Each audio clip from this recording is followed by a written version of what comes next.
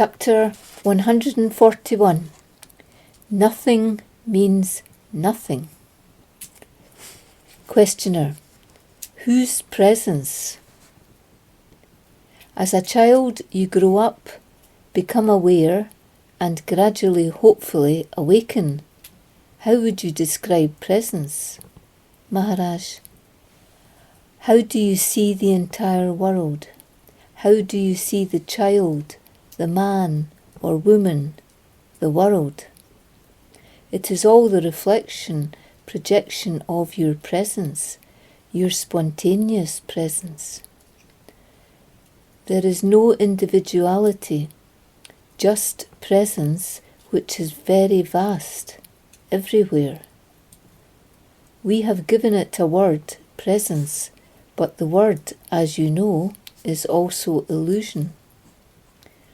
Don't get caught up in words. Go behind the words. If we say child, awareness, beingness, consciousness, we are just using these words as a means of communicating. So likewise, presence is a word that is directing you to your unidentified identity. It is messaging your unidentified identity. There are no words. There is no existence. There is no presence. When we are talking about presence, we are using egoistic, intellectual and logical thoughts. There is no logic, no intellect, no mind, no ego. There is absolutely nothing. But out of nothing, you see everything. When nothing dissolves, absorbs, there you are. Questioner. So, the spontaneous presence cannot be defined by any words? Maharaj. The word is used just to point out, just for conviction, just to know the invisible listener's own identity, which is just like sky. You see the sky, you see the sea. It is the seer's reflection. Your identity is beyond that, beyond that. Questioner. Who is awakening? Maharaj, there is nobody awakening. There is no question of anything relating to the body form. No awakening, no consciousness, no beyond consciousness, no before consciousness. These are the words that we use for understanding, just for conviction. We have nothing to do with this world, nothing to do with individuality. All these explanations are used to invite the attention of the invisible listener, the spontaneous listener within you, which has no shape. Questioner. You said that everything comes from nothing and is absorbed back into nothing. So what is nothing? Maharaj. Nothing is nothing.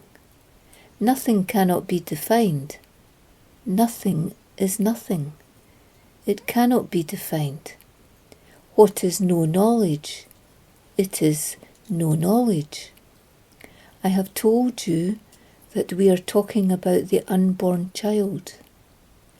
We are talking about this child, the child which is not born.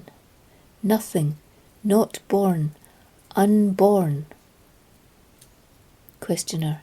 But is there still a something after the dissolution, something in the nothing? Maharaj. No, no nothing, no something, no dissolution. All these are words. WORDS. Again, you are talking through your body information. Questioner.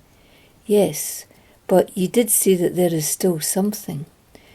When everything disappears and there is nothing, there is a little... Maharaj, words are trapping you all the time. Don't take them so literally. I said, there you are in relation to conviction. We have to use some words. Questioner, and there you are is spontaneous presence. Maharaj, yes, you cannot see the world without your spontaneous presence that is invisible, anonymous, unidentified. I am asking everybody not to analyze the words, but rather to focus on what they are trying to convey. Don't take the literal meaning of what is being communicated.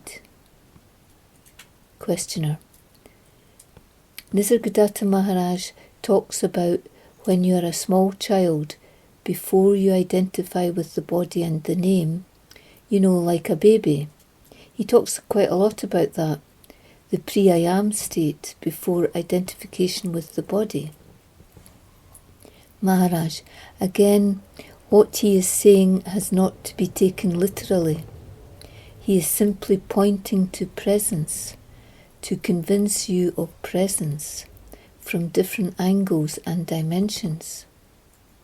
Questioner, before pre-I am, before the body? Maharaj, this is your own anticipation. What was there before I am? All this anticipation is related to the body form. There are no words. All words end there.